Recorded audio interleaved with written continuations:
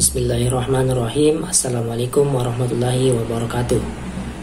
Pertama-tama marilah kita panjatkan puji syukur kehadirat Allah Subhanahu wa taala karena berkat limpahan rahmat, nikmat dan karunia-Nya sehingga kita masih diberikan kesempatan, kekuatan serta nikmat iman dan Islam.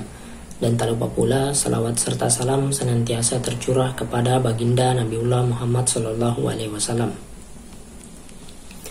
Baiklah, pada kesempatan kali ini kita akan membahas mengenai riba dalam perspektif agama dan sejarah.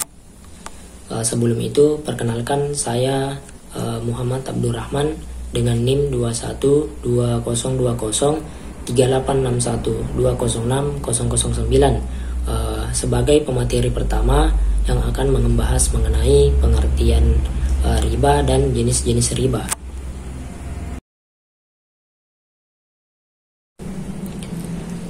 Jadi untuk pembahasan yang pertama mengenai pengertian riba.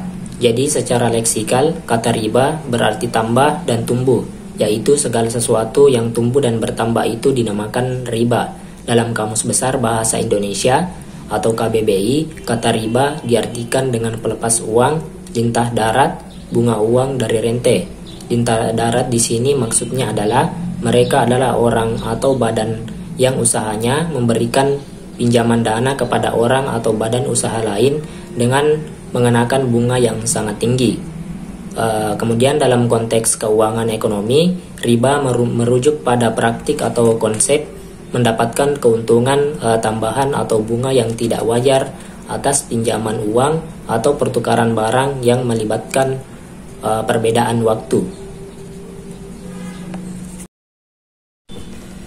Baiklah, untuk pembahasan selanjutnya mengenai jenis-jenis riba. Adapun jenis-jenis riba ada 4. Yang pertama ada riba qard, yang kedua ada riba jahiliyah, yang ketiga ada riba fadl, dan yang keempat ada riba nasi'ah. Jadi untuk jenis riba yang pertama adalah riba qard, di mana riba qard merupakan riba yang terjadi pada transaksi utang piutang yang tidak memenuhi kriteria keuntungan muncul bersama resiko dan hasil usaha muncul bersama biaya. Contohnya yaitu ketika seseorang meminjam uang sebesar 100.000 dan diisyaratkan harus mengembalikan pinjaman sebesar 150.000, maka tambahan 50.000-nya merupakan riba qard.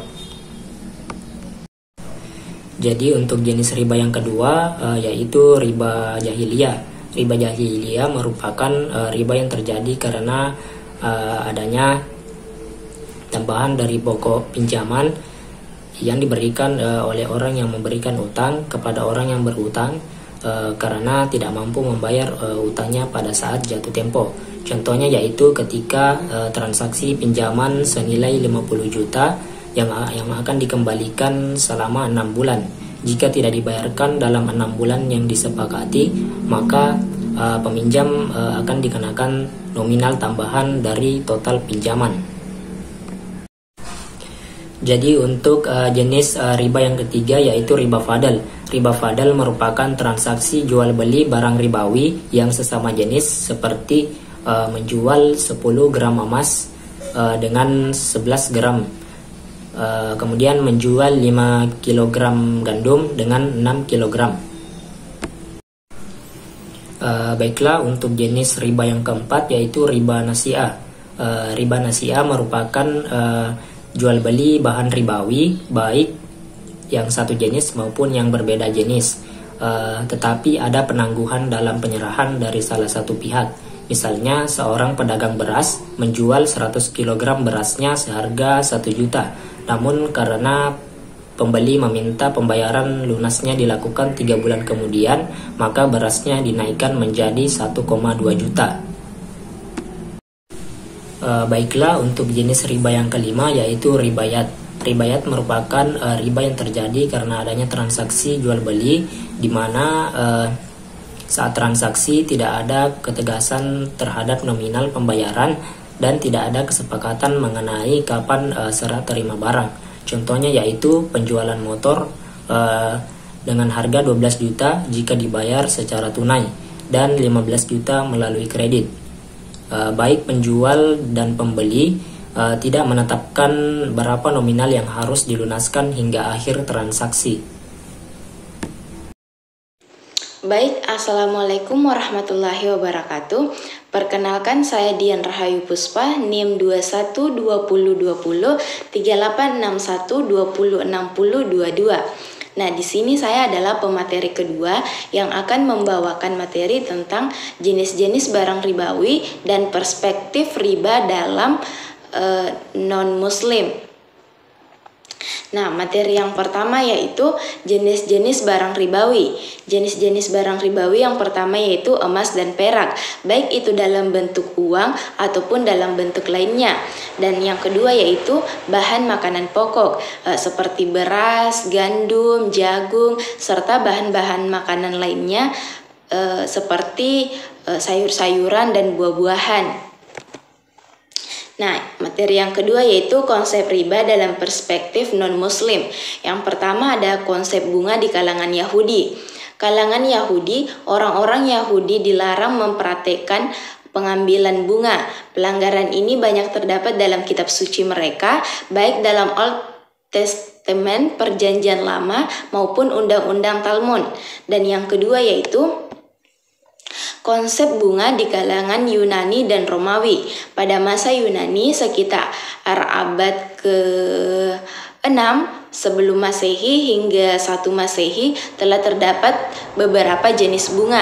Besaran bunga tersebut bervariasi tergantung pada kegunaannya.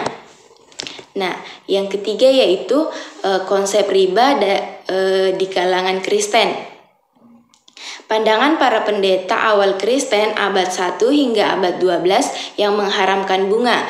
Pandangan para sarjana Kristen abad ke-12 sampai abad ke-16 yang berkeinginan agar bunga diperbolehkan. Dan pandangan para reformis Kristen abad ke-16 sampai tahun 1836 yang menyebabkan agama Kristen menghalalkan bunga. Nah, itulah tadi materi dari saya. Assalamualaikum warahmatullahi wabarakatuh. Perkenalkan, nama saya Novita Sari dengan NIM 212020 3861 206016. Saya sebagai pemateri ketiga yang akan membahas tentang larangan riba dalam Al-Quran dan hadis dan juga alasan pembenaran riba. Langsung saja, dalam Quran surah Al-Baqarah ayat 275 yang artinya orang-orang yang memakan riba tidak dapat berdiri melainkan seperti berdirinya orang yang kemasukan setan karena gila. Yang demikian itu karena mereka berkata bahwa jual beli sama dengan riba, padahal Allah telah menghalalkan jual beli dan mengharamkan riba. Barang siapa mendapatkan peringatan dari Tuhannya, lalu dia berhenti, maka apa yang telah diperolehnya dahulu dan menjadi miliknya dan urusannya terserah kepada Allah. Barang siapa yang mengulangi, maka mereka itu penghuni neraka, mereka akan kekal di dalamnya. Selanjutnya, pada Quran surah Al-Imran ayat 130 yang artinya, wahai orang-orang yang beriman, janganlah kamu memakan riba dengan berlipat ganda dan bertakwalah kepada Allah agar kamu beruntung. Selanjutnya pada Quran surah An-Nisa ayat 161 yang artinya, dan karena mereka menjalankan riba padahal sungguh mereka telah dilarang darinya, dan karena mereka memakan harta orang dengan harta tidak sah atau batil, dan kami sediakan untuk orang-orang kafir di antara mereka azab yang pedih. Selanjutnya, hadis riwayat Muslim, Rasulullah SAW melaknat orang yang memberikan riba, mencatat, dan dua saksinya beliau bersabda mereka semua sama. Selanjutnya, alasan pembenaran riba. Yang pertama, dalam keadaan darurat, bunga halal hukumnya. Yang kedua, hanya bunga yang berlipat ganda saja yang dilarang, sedangkan suku bunga yang wajar dan tidak menzalimi diperkenankan. Yang ketiga, bank sebagai lembaga tidak masuk dalam kategori mukallaf. Dengan demikian tidak terkena khitab ayat-ayat dan hadis riba. Assalamualaikum warahmatullahi wabarakatuh. Perkenalkan, nama saya Anini Trifani sebagai pemateri keempat NIM 2120203861206032. Pada kesempatan kali ini saya akan membahas materi tentang perbedaan bunga dan bagi hasil. Perbedaan bunga dan bagi hasil. Yang pertama, penentuan besaran. Di dalam bunga, penentuan tingkat suku bunga dibuat dengan perjanjian awal dengan adanya pedoman yang harus selalu untung, sedangkan dalam bagi hasil, penentuan besarnya rasio dibuat dengan pedoman untung dan rugi. Yang kedua yaitu sistem pembayaran. Pembayaran yang terdapat pada bunga tetap seperti yang telah dijanjikan di awal tanpa adanya pertimbangan apakah proyek yang sedang dijalankan oleh nasabah mengalami keuntungan atau kerugian. Sedangkan pembayaran yang terdapat pada sistem bagi hasil akan tergantung pada keuntungan proyek yang sedang dijalankan. Yang ketiga, sistem pembagian. Perbedaan bunga dan bagi hasil jumlah yang ketiga adalah berdasarkan sistem pembayarannya. Pembayaran bunga tidak akan meningkat walaupun jumlah keuntungan yang diperoleh oleh bank mengalami peningkatan yang tinggi. Di sisi lain, pembagian laba dari bagi hasil akan meningkat sesuai dengan meningkatnya jumlah pendapatan. Dan yang keempat yaitu eksistensi. Dalam menerapkan bagi keuntungan dengan menggunakan sistem bunga, kerap kali dikecam oleh banyak pihak karena di dalamnya menggunakan sistem riba. Hal tersebut tentunya berbeda dengan sistem bagi hasil yang mana keberadaannya cenderung bisa diterima oleh banyak masyarakat di Indonesia. Assalamualaikum warahmatullahi wabarakatuh. Perkenalkan, saya Nur Alda Saputri, NIM 2120203861206029. Saya pemateri kelima, saya akan menjelaskan tentang fatwa tentang riba dan dampak negatif riba. Jadi langsung saja Fatwa Majelis Ulama Indonesia nomor 1 tahun 2004 tentang bunga atau interest faidah.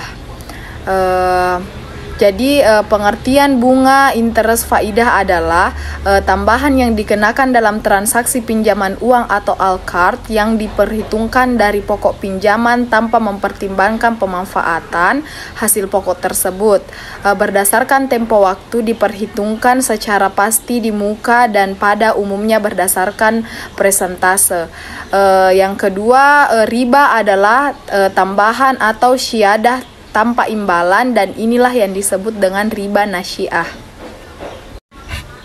Dan adapun hukum bunga interest, yang pertama ada praktik pembungaan uang saat ini telah memenuhi kriteria riba yang terjadi pada zaman Rasulullah SAW, yakni riba nasiah.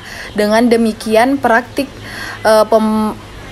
pembungaan uang termasuk salah satu bentuk riba dan riba haram hukumnya. Yang kedua, praktik pembungaan tersebut hukumnya adalah haram, baik dilakukan oleh bank, asuransi, pasar modal, pegadaian, koperasi dan lembaga keuangan lainnya maupun dilakukan oleh individu.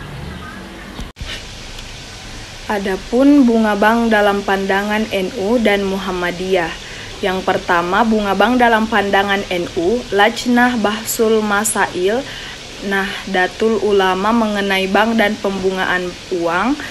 Lajnah memutuskan masalah tersebut melalui beberapa sidang. Menurut Lajnah, hukum bank dan hukum bunganya sama seperti hukum gadai. Terdapat 3 pendapat ulama sehubungan dengan masalah ini. Yang pertama, haram sebab termasuk hutang yang dipungut renta.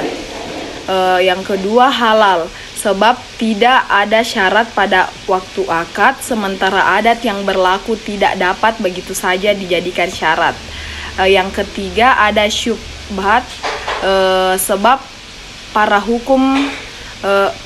para ahli hukum berselisih pendapat tentangnya.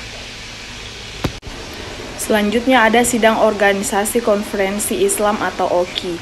Dua hal utama yang disepakati oleh peserta sidang OKI kedua di Karachi, Pakistan Desember 1970 yaitu untuk praktik bank dan sistem bunga adalah tidak sesuai dengan dengan syariah Islam.